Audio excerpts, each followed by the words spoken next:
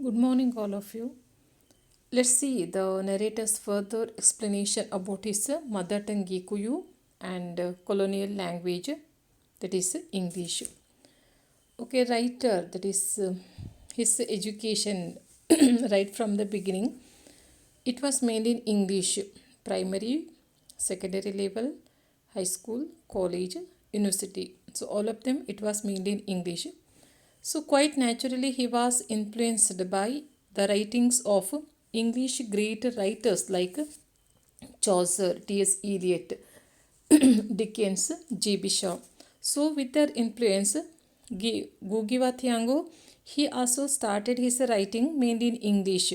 That is, he started his literary career mainly in English language and he started to enrich or contribute to English literature. But later, almost 20 years later, when he came in contact with a very famous Kenyan Zimbabwean writer Gugiwa Middle, he realized or he got the point to write, he was influenced to write mainly in his local language Gikuyu. So after that onwards, he started to write mainly in his language mother tongue Gikuyu. Though he faced many opposition, especially by the English writers. When Gugi Watiango he started to write mainly in his local language, he faced many opposition, but very happily, very proudly, he continued to write in his local language, mother tongue Gikuyu, and he feels very proud to write in his mother tongue Gikuyu. And explaining that further portion, the writer he mainly says when Gugiwa Thiago giving up his writing in English but starting to write mainly in his local language Gikuyu, it has become a part and parcel of the anti-imperialist struggles of Kenyan and African people. So here anti-imperialist or anti-imperialism mainly means go against or oppose the British Empire, imperialism, that is British Empire. So though during those days, almost with the influence of other countries, one by one, other countries just like India, other countries, they also became independent from the colonial system, from the clutches of British Empire. So by getting the influence from all those countries, first Africa, it also became independent during 1960, and with that influence, Kenyans, they also started to fight against this imperialism, British Empire. They started their anti-imperialist struggle. So and here Gikuyu, he also Gugiwa Thiago, he also contributed to that fighting anti-imperialist struggles of Kenyan African peoples, mainly by starting to write in his local language, in his mother tongue, that is Gikuyu. In schools and universities, but the point, the writer very sadly he says, in schools and universities, our Kenyan languages, that is the languages of the many nationalities which make up Kenya, were associated with the negative qualities of backwardness, underdevelopment, humiliation, punishment. And we who went through that school system were meant to graduate with a hatred of the people and the culture and the values of the language of our daily humiliation and punishment. Even though here the Kenyans, they were going to get the education mainly in English, but there in English schools, the schools which were mainly run by the English authorities, there these Kenyan children, they were taught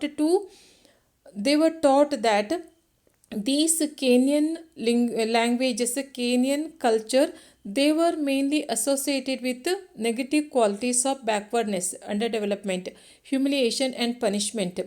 That is, if these Kenyan students, if they are going to get their education mainly in English medium, that is, if the medium of instruction it was mainly English for the Kenyans, then only they can enjoy every prosperity. Then only they can have a very better future, better life.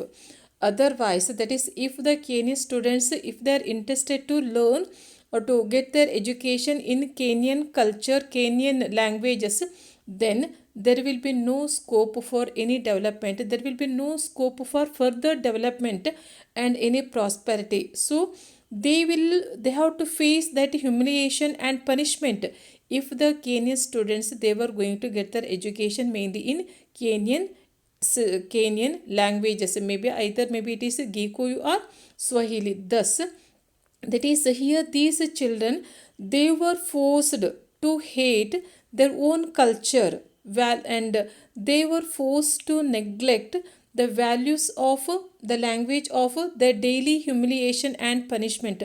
Here, thus, these children, they were mainly forced to think, yes, Kenyan languages means mainly humiliation, punishment, and if they are going to get their education in Kenyan languages, then they have to suffer that backwardness, there will be no more development. And I do not want to see Kenyan children growing up in that imperialist imposed tradition of contempt for the tools of communication, that is language, developed by their communities and their history. I want them to transcend colonial alienation. So here transcend means overcome alienation, isolation. So here the writer, he mainly wants his children, the students who are getting their education in Kenya, they should love their culture. Their education should, that is, encourage these Kenyan students to love their culture, love their tradition, love their language, society and environment. And language, actually, it is a tool of communication, and this tool of communication, or these languages, they should be developed in such a way as the children, they should love their communities, their history, their culture and their society. Thus here he wants that these children, Kenyan children, they should overcome this isolation, colonial isolation. They should start to love their culture, love their tradition, history, mainly because their language also, it has its own rhythm, it also its own beauty. And the next, continuing the same thing, the writer, he also says, that is, in that because these children, they are being enforced, they are mainly imposed, these foreign cultures, foreign languages have been imposed on these Kenyan students. Though they love the foreign languages, English literature, English language, though they love or not, but these languages, and through the languages, British culture, British society, British lifestyle, British history, everything British has been mainly imposed on these children, so that these children, they have to neglect, they have to reject, or they have to feel inferior about their own culture, about their own tradition and society, whether they like it or not. But these children, they haven't any option to have a better life, to have a better prosperity. It was inevitable for the Kenyan children to learn, to get their education mainly in English. Thus by forcing these children to get their education in English, writer very sadly says, page number 30, second para, last two lines of second para, on a larger social scale, it is like producing a society of bodiless heads and headless bodies. Here, when we take the bodiless heads or headless bodies, so take the example of a Kenyan student. Basically, originally he is Kenyan, and he loves his mother tongue or local language, either Gikuyu, both Gikuyu and Swahili. Thus, that is, suppose head represents his native land, his language, and whereas his body represents English culture, and there isn't any link, there isn't any connection, there isn't any relationship between Kenyan language, Kenyan culture, and English literature, English culture. Both are completely different. No relationship at all. So, if the English culture or English language, if it is forcing the students of Kenyan students to learn to mainly English literature, English language, thereby English literature and English culture, English history. That means they are producing a society of bodiless heads, headless bodies. Though the children they have the body which represents English literature, but it seems they haven't any body, mainly because they do not like they haven't any knowledge of English literature, English culture, but they have a very deep knowledge, deep understanding, harmonious relationship with their own culture, with their own land. So, here the writer, instead of forcing the children to learn English, they should be the education should be given to them mainly in their mother tongue, especially in their primary level education should be mainly in local languages or in mother tongue. So continuing the same explanation, the writer continues, same page number 30, last para. So I would like to contribute towards the restoration of the harmony. Here the writer he mainly thinks about restoring, that is rebuilding the harmonious relationship between all the aspects and divisions of languages, so as to restore the Kenyan child to his environment, understand it fully, as to be in a position to change it for his collective good. So here the point for the discussion mainly it is that, according to Gugiwa Thiango, education for the children, primary level, secondary level, education should be in their local language, in their mother tongue. For that he gives his own example, that is just by storytelling session or retelling the stories, or by playing certain games of like a proverb, or solving the proverbs or riddles. They do get the grip, they do get the deep knowledge, deep understanding, deep the knowledge of their their language, their culture, and they will be very familiar with their culture and history. So they do get the grip, and if the education is to be given mainly in their local language, about which they have certain grip, they have certain beautiful knowledge, deep understanding, they are able to understand each and every point very easily. Thus, the children, they should be in the beginning, they should be given their education mainly in their local language. Later, that is after getting complete authority, complete grip over their language, they should be allowed to get their education if they are interested in other languages, either English or any other language. So, I would like to see Kenya people's mother tongue over national languages carry a literature reflecting not only the rhythms of the child's spoken expression, but also struggle with nature and his social nature. With that harmony between himself, his language, and his environment as a starting point, he can learn other languages and even enjoy positive, humanistic, democratic, revolutionary elements in other people's literature, culture without any complexes.